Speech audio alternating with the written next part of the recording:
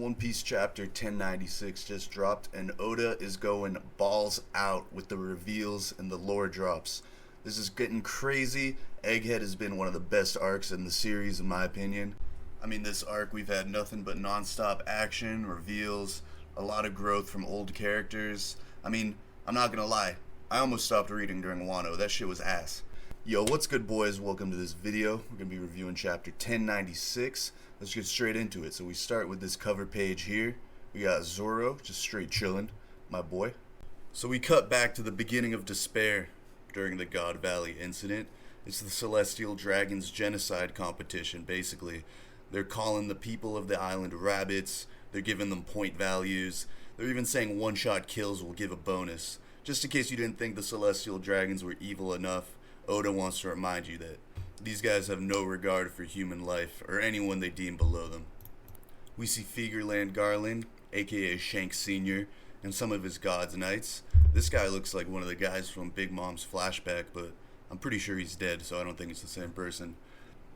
We also see the boy, Monkey D. Garp, just straight posted tanning on a beach during the slave execution arc, so it looks kind of bad for Garp, honestly. I'm having trouble seeing how Garp's a good guy at this point, but yeah, he gets chewed out by Kong, basically saying, "What are you doing? Roger's gonna be there." And then Garp says, "What? Roger? I'm gonna be there because I gotta throw hands with this fool."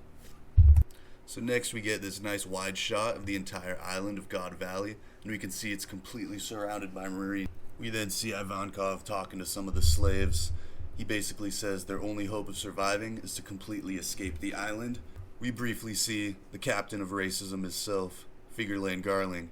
He's already on a killing spree. He's already taken out a bunch of people. I mean, he's taken great pride in this thing, so it's going to be crazy to see in the modern day how he's acting in this old man form, and I'm really interested in seeing the Straw Hats' reaction to a fucking maniac like this guy. Meanwhile, Ginny, who somehow is able to hack Den Mushi's, has not only found out that the prize of the tournament are devil fruits, and not just any devil fruits, but some top tier fruits like Kuma's fruit and Kaido's fruit. And they're saying if we get either of these, you know, we could either fly away or launch away and we'll be able to escape. So Ivankov suggests that he be the one who eats the devil fruits, which means that naturally his head is just this big. And Kuma suggests that he can serve as a distraction because he just wants to help people, man. He's got a heart of gold, this poor kid. He's been through absolute hell. It's crazy. And also, it's crazy that the Celestial Dragons literally put targets on the back of their targets. Just absolutely evil, man. These people are twisted. And now this is the part of the chapter that everyone was waiting for. We see a ship explode and the Rocks pirates enter. So we don't know too much about Rocks at this point in the story. We know that he was a pirate captain. We know that he clashed with Roger and Garp at God Valley, and the pirate and the marine had to team up to take him down. And we also know that he's got a crew that was absolutely stacked. Like this guy's got Kaido. He's got Big Mom. He's got Whitebeard. He's got that Shiki dude from that movie that I didn't watch. He's got this guy. And this guy. He's got the One Piece equivalent of an all-star team. But we also know that the members of his crew don't get along. We can see them clashing in their introduction. They're already arguing amongst each other. They're saying Rocks is running off on his own.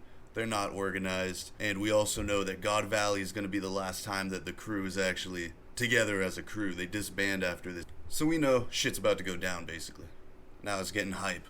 Roger's crew jumps into action. He's got the Straw Hat. Rayleigh's with him. Rayleigh looks like Zoro. Roger's saying, "Do you have any idea how I felt this past year?" So you know beef is personal and shit's about to get real.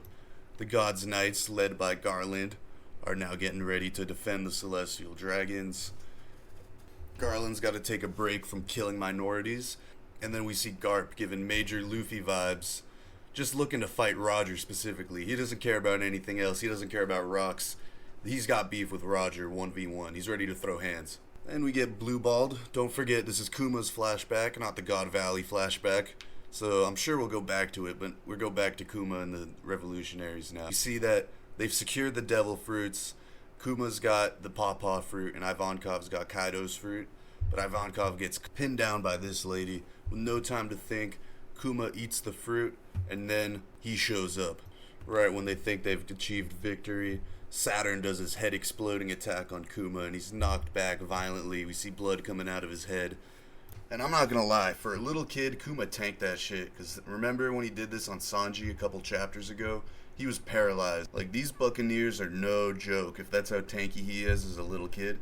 Also crazy to think how strong Kuma must have been as a fully grown adult. Like, I fully believe that Kuma was probably equal to maybe even someone like an Admiral or Whitebeard or something. Like, he's probably right around Kaido's level if that's how strong he was as a baby.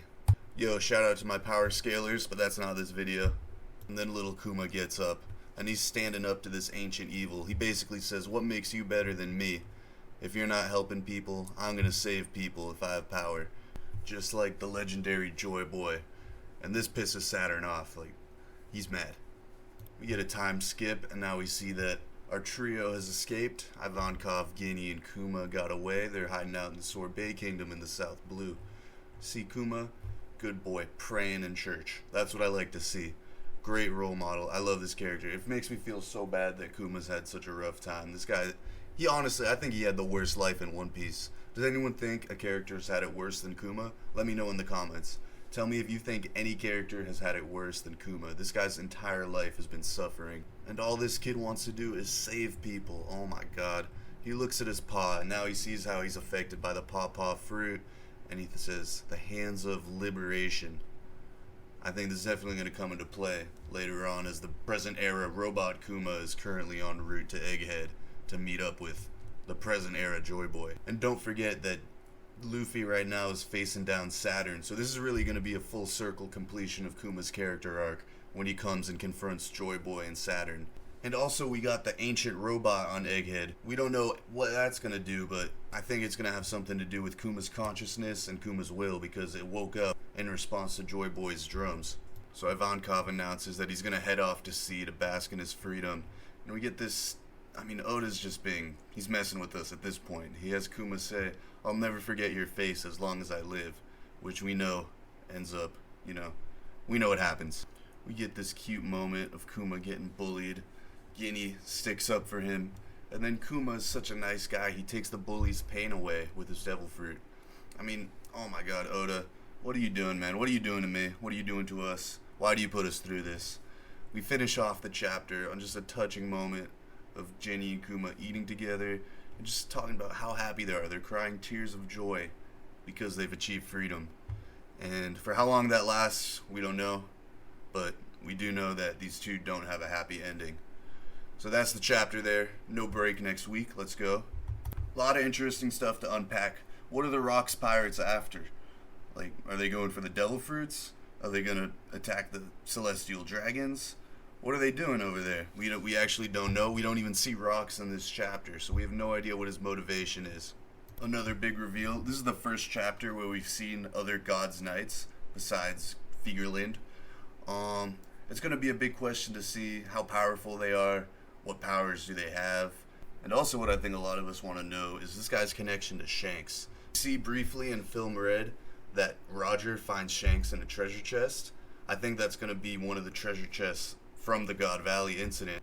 And actually another thing in Film Red, they confirmed that Shanks is part of the Figureland family. So actually I don't know why this was up for speculation. Shanks is Garland's son.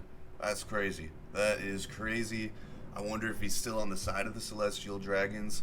I think he's kind of some neutral in the middle.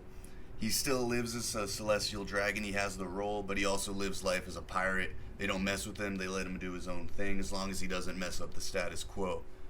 Again, the canon of the movies is kind of iffy, but these are written and approved by Oda, so, I mean, he wouldn't put it in the movie if it's not going to end up being in the story later on. Yo, guys, this is my first video. Let me know. Did you like parts of the video? Did I do stuff right? Did I do stuff wrong? Let me know in the comments. Say whatever you want. Give any feedback, and I'll respond to every comment on this video. I swear, I'll respond to every comment on this video. Thanks for watching. If you've been watching it all the way up to this point, you're a real one. You're crazy. And yeah, I'm going to be doing a lot more of these. I'm going to start doing all kinds of different anime or whatever I want to. Honestly, I can't tell you what I'm going to upload here. It's going to be whatever I want. So yeah, thanks for watching, guys. Subscribe. Tune in next time. Peace out.